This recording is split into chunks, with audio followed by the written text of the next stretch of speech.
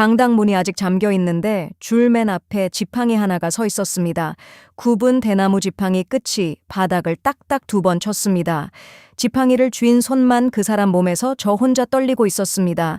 저는 목에 걸린 명찰을 손등으로 한번 뒤집어 보았습니다. 오늘 제 자리는 저 줄이 아니라 창가 쪽 접이 의자였습니다. 어제 저녁 교육에서 들은 말이 그때 목 뒤로 뜨겁게 올라왔습니다. 참관인은 어떤 경우에도 손을 대지 않습니다. 저 손으로 도장을 누를 수 있을지 저는 그것부터 알 수가 없었습니다. 제 이름은 양기출이고 올해 나이가 70덜입니다. 40해를 산에서 참수출 구워 5일장에 내다 팔았습니다. 숯가마 아궁이 무는 손이 성해야 여다들 수 있는 문이었습니다. 무릎이 한 번 꺾인 뒤로 그 가마 자리는 3년째 비어 있습니다. 올 봄에 이장이 사람이 모자란다며 제 이름을 적어갔습니다. 하루 종일 자리에 앉아서 보기만 하면 된다는 말을 들었습니다. 저는 그 말을 세상에서 가장 쉬운 일로 알아들었습니다. 투표하는 날 새벽 5시에 저는 마당에 나가 신을 털었습니다. 아내가 삶은 감자 2알을 종이에 싸서 제 손에 들려주었습니다. 초등학교 강당까지는 논둑길로 걸어서 20분이 걸렸습니다. 강당 나무 바닥에는 하얀 선이 길게 그어져 있었습니다.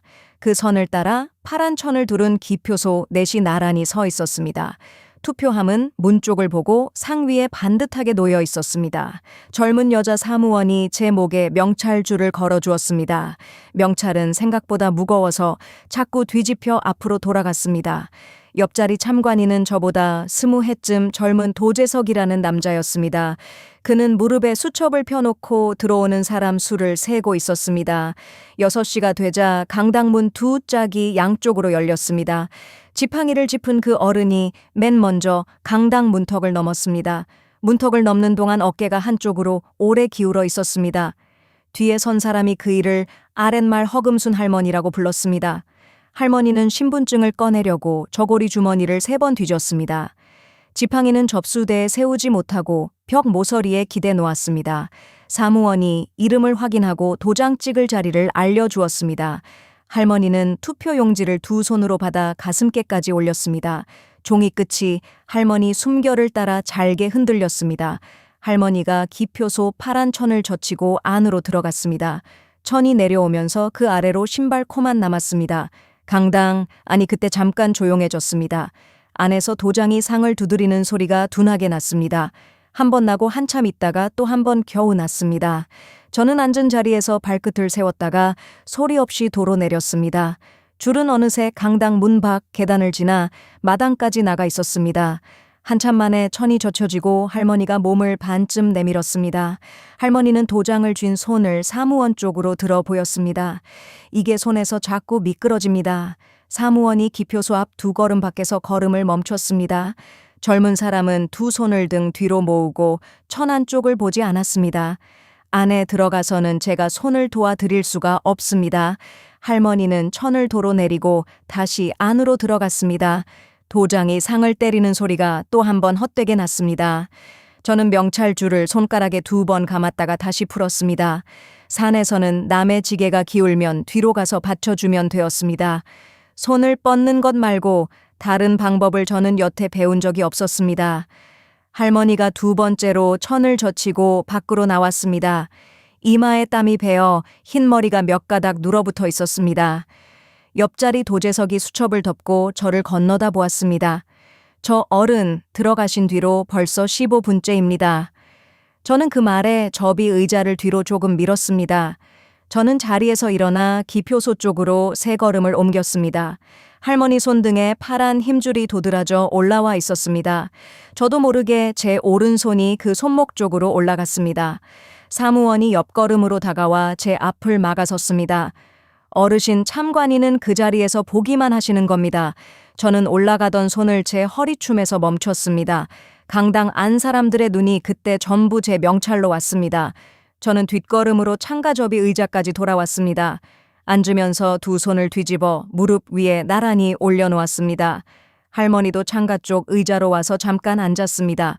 두 손을 무릎 사이에 끼워 넣고 숨을 골랐습니다. 할머니가 창가벽에 기대둔 지팡이가 미끄러졌습니다. 저는 그것을 세워주려고 벽 쪽으로 걸어갔습니다. 할머니가 저를 올려다보며 저보다 먼저 입을 열었습니다. 오늘 새벽 5시부터 준비했습니다. 아들 손 안 빌리고 혼자 와보려고 그랬습니다. 할머니는 떠는 손등을 다른 손으로 눌러 무릎에 붙잡았습니다. 저는 대답을 하지 못하고 지팡이만 바로 세워놓았습니다. 자리로 돌아와 저는 제 손바닥 두 짝을 오래 내려다보았습니다. 가마문을 40해 여다든 손이 오늘은 아무데도 쓸 데가 없었습니다. 저는 다시 일어나 이번에는 사무원 앞으로 걸어갔습니다. 두 손을 등 뒤로 모으고 그 모양을 사무원에게 보여주었습니다. 손을 대지 않고 제가 할 수 있는 일이 무엇입니까? 젊은 사무원은 저를 잠깐 보고 들고 있던 서류철을 내려놓았습니다. 이런 경우는 저도 오늘이 처음이라 그렇습니다. 위에 여쭈어보고 바로 말씀드리겠습니다. 사무원은 강당 구석으로 가서 전화기를 한참 귀에 대었습니다. 저는 그동안 의자 옆에 서서 들어온 사람 수를 세었습니다. 23사람이 이미 강당 문 안에 들어와 있었습니다. 통화를 끝낸 사무원이 종이를 들고 제 쪽으로 걸어왔습니다. 기표소 밖에서 미리 한번 해보시게 하는 건 됩니다. 투표 용지는 안 되고 아무 표시 없는 종이라야 합니다. 어르신 손은 끝까지 대지 않으셔야 합니다. 저는 그 말을 2번 되물어 순서대로 그대로 외웠습니다. 강당 구석에 다리를 접어 세워둔 빈 상 하나가 있었습니다. 저는 그것을 제 접이 의자 옆으로 끌어다 다리를 하나씩 폈습니다. 사무원이 아무것도 적히지 않은 종이 한 묶음을 올려주었습니다. 쓰지 않는 붓두껍 모양 기표 도장 하나가 상 위에 함께 놓였습니다. 도장 자루는 붓두껍처럼 둥글어 제 손안에 가득 찼습니다. 저는 그것을 상 한가운데에 반드시 세워 두었습니다. 저는 앉은 채로 창가 쪽 할머니를 향해 손짓을 했습니다. 여기 앉아서 딱 한 번만 먼저 해보십시오. 할머니는 지팡이를 짚고 아주 천천히 일어났습니다. 저는 상 건너편에 앉아 제 손으로 도장을 먼저 쥐어 보였습니다. 도장을 손바닥 가운데에 놓고 내 손가락으로 감쌌습니다. 쥐는 자리는 도장 위가 아니라 아래입니다. 할머니가 제 손 모양을 보고 그대로 따라 쥐었습니다. 도장 머리가 할머니 손목 안쪽으로 자꾸 기울었습니다. 저는 제 팔꿈치를 상 위에 붙여서 보여드렸습니다. 팔꿈치를 상에 대고 있으면 떨림이 절반은 잡힙니다. 할머니가 팔꿈치를 상 모서리에 대고 도장을 다시 쥐었습니다. 흰 종이 위에 자국 하나가 처음으로 찍혔습니다. 자국은 종이 귀퉁이에 비스듬히 걸쳐 앉아 있었습니다. 할머니는 그 자국을 손끝으로 2번 문질러 보았습니다. 여기서 2번만 더 해보겠습니다.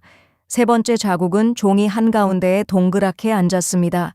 할머니는 도장을 상에 내려놓고 두 손을 침에 문질러 닦았습니다. 지팡이를 짚고 다시 기표소 쪽으로 걸어 들어갔습니다. 천이 내려가고 이번에는 도장 소리가 한 번만 났습니다. 할머니가 나와 투표함 주둥이에 접은 종이를 밀어 넣었습니다. 할머니는 함에 댄 손을 한참 동안 떼지 못했습니다. 마당 벚나무 아래까지 나가서 저를 한번 돌아보았습니다. 낮 동안 그 상 앞에 앉았다 간 사람이 모두 9이었습니다. 손이 떨리는 어른이 3이고 눈이 어두운 어른이 4이었습니다. 나머지 2은 앉아서 보기만 하다가 그냥 들어갔습니다. 저는 하루 종일 제 손으로 쥐는 신용만 해 보였습니다. 남의 손목에는 끝내 한 번도 손이 닿지 않았습니다. 투표 마감 5분 전에 저는 명찰줄을 목에서 벗어냈습니다. 옆자리 도제석에게 그것을 접어서 맡겨놓았습니다. 저도 이 강당에서 표를 넣기로 되어 있는 마을 사람이었습니다. 제 몫의 용지를 받아들고 기표소 파란 천을 젖혔습니다. 붓두껍 모양 도장을 2 손으로 받쳐 쥐었습니다. 종이 한가운데에 그것을 힘주어 눌러 찍었습니다. 도장을 상 위에 바로 세워놓고 천 밖으로 나왔습니다. 투표함 주둥이에 제 표를 밀어 넣었습니다.